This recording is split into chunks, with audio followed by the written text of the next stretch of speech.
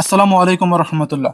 যখনই আপনার স্বপ্নকে আপনি বাস্তবায়ন করতে যাবেন, যখনই আপনার স্বপ্নকে আপনি এগিয়ে নিয়ে যাবেন, বাস্তবে রূপান্তর দিতে যাবেন, তখনই আপনাকে বিভিন্ন বাধার সম্মুখীন হতে হবে এবং সেই বাধাগুলোর সাথে লড়াই করতে হবে। আর এই বাধাগুলো সর্বপ্রথম কাদের দিয়ে আসবে জানেন আপনি? জানেন না। সে বাধাগুলো আসবে সর্বপ্রথম আপনার প্রতিবেশী দ্বারা, সে বাধাগুলো আসবে সর্বপ্রথম আপনার আত্মীয়স্বজন দ্বারা। এবং দেখুন, আজকে আমি কাজ করতে গিয়ে আমার এক প্রতিবেশী আমাকে এই কাজে বাধা দেয়, কারণ সে জমির দাবি করে। যদিও এটা ছিল সম্পূর্ণই ভিত্তিহীন দাবি। যদিও পরবর্তীতে আমরা এটা মীমাংসা করে আমাদের কাজ বর্তমানে খামারে চলমান রয়েছে। সকলেই আমাদের জন্য দোয়া করবেন। শত বাধা মোকাবেলা করেও এবং সকল সমস্যার সম্মুখীন মোকাবেলা করেও আল্লাহর সহায়তায় যেন আমরা খামারে কাজ সম্পূর্ণ করতে পারি এবং এখানে আমার স্বপ্নকে আমি পূরণ করতে পারি, সেই তৌফিক যেন মহান রব্বুল আলামিন আমাকে দান করেন। এবং আপনি আরও সমস্যার সম্মুখীন হবেন। সেই সমস্যাগুলো হলো, আপনার যারা আত্মীয় স্বজন রয়েছে তাদের দেখবেন বিভিন্ন ধরনের সংকট দেখা দিবে। কারো অর্থনৈতিক সংকট হবে, কারো বালুর সংকট হবে, কারো ইটের সংকট হবে। সেই সংকটগুলো মেটানোর জন্য আপনার দ্বারে আসবে এবং আপনার কাছ থেকে সাহায্য চাবে। অবশ্যই আপনি প্রশ্ন করতে পারেন, ভাই যদি কারো কোনো কিছু প্রয়োজন হয় তাহলে চাওয়াটা কি আপনার আত্মীয় স্বজনের ভুল? না, অবশ্যই আমি বলবো ভুল না। কিন্তু একটা বিষয় হলো, আপনি যখন একটা কাজ করবেন আপনার নির্দিষ্ট একটা বাজেট থাকবে, আপনার নির্দিষ্ট একটা অর্থ নিয়ে আপনি কাজে নামবেন।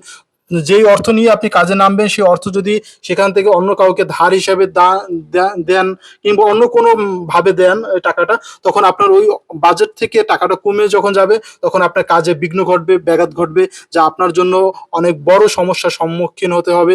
তো এর জন্যই আমি বলছি যে আসলে এটা কোনো অন্যায় না, কিন্তু এই মুহূর্তে আপনার স্বপ্নে যখন বাস্তবায়ন করতে যাবেন, যখন একটা নির্দিষ্ট কাজ করতে যাবেন, তখন এই কাজগুলো যদি আপনার নির্দিষ্ট পরিমাণ অর্থ, মালামাল যদি কেউ নিয়ে যায়, তখন আপনার এই কাজে বিভিন্ন ধরনের সমস্যার সম্মুখীন হতে হবে এবং বিঘ্ন ঘটবে, যার সম্মুখীন আমি বর্তমানে হচ্ছি। তা আমি আপনাদের সকলের কাছে দোয়া চাই, যারা আমার রেগুলার ভিডিও দেখেন।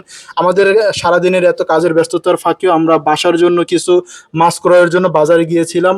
বাজার থেকে কিছু মাছ ক্রয় করি এবং পরবর্তীতে আবার খামারে এসে আমরা কাজ শুরু করি।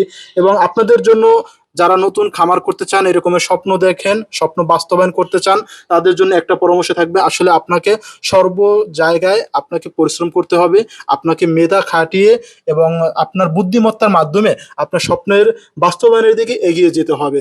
আপনার কাছে টাকা রয়েছে, তা আপনার কাছে টাকা থাকলেই যে আপনি একটা খামার তৈরি করতে পারবেন, আপনার স্বপ্ন বাস্তবায়ন করতে পারবেন, এটা কিন্তু আসলে সঠিক না।